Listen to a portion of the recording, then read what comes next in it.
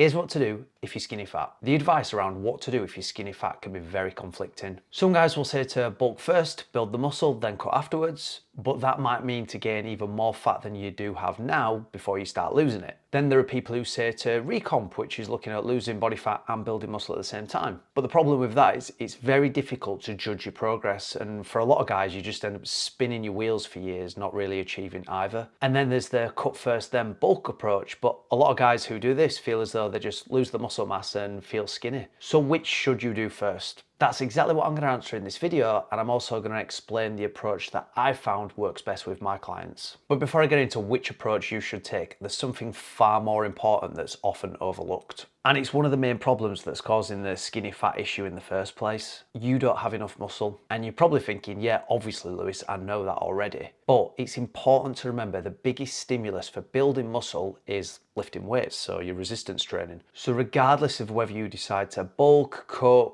recomp first, your training needs to be on point. Because you can build muscle in a calorie deficit, which means your training shouldn't change whether you're cutting, bulking, or recomping, because you need to be hitting the appropriate amount of volume for your training status, training each muscle group at least twice per week, taking your sets close enough to failure, or to failure in some cases, and applying progressive overload. And I've made a full video breaking all of this down on my current training setup. I'll link the video in the description below, but definitely do watch that. Okay, so once your training is in place, my recommendation if you are skinny fat is that you cut first and then bulk. And I'm going to explain why. So in this photo, the one on the left, I weigh 78 kilograms. And the one on the right, I weigh 72 kilograms. Yet I look significantly better at 72 kilos. And here's the point. Most guys who are skinny fat have more muscle than they realize. And the real issue is that they can't see it because it's covered by body fat. But when most guys start dieting, as soon as they start getting lean, they stop because they start to feel a bit skinny and start to feel as though they're losing the muscle mass. But you need to push past that point and diet down somewhere between 10 to 12% body fat,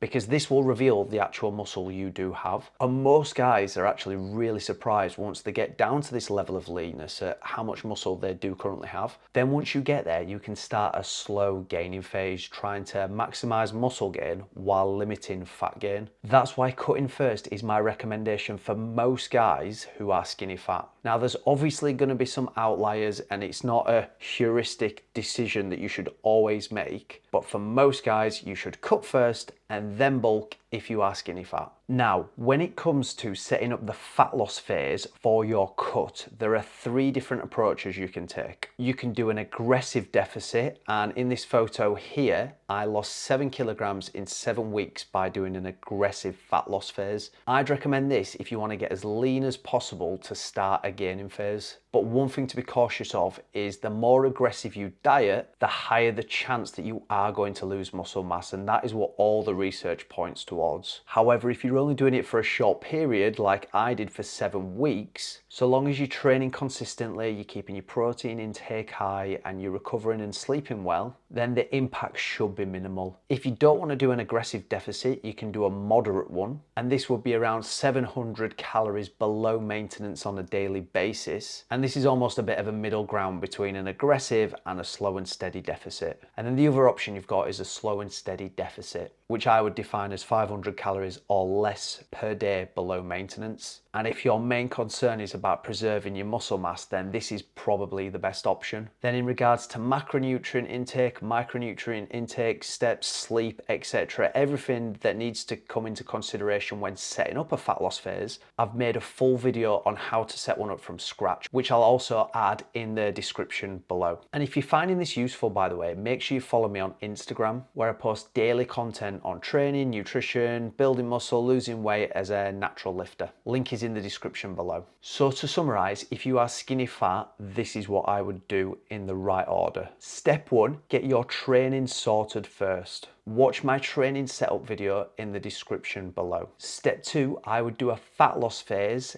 dieting down somewhere between 10 to 12% body fat. Watch my fat loss setup video in the description below. Step 3, once you're lean enough, I would then start a slow gaining phase. And I'd watch my how to set up a gaining phase video that I'll link in the description below as well. So if you are currently skinny fat, then watch the first 2 videos, and once you've got lean enough, come back and watch the third one of how to set up a gaining phase. And if you'd like to know more about fat loss, gaining and recomp phases, and if you're not sure which one you should be starting with first, then I've created a free quiz that takes less than 60 seconds to complete. It'll take into account your current body fat percentage, training age, and a few other factors, and the link can be found in the description below, but I'll also pin it to the top comment as well. And if you have found this video useful, then make sure you subscribe, as I post videos like this every single week. Thanks for watching, and I'll see you at the next one.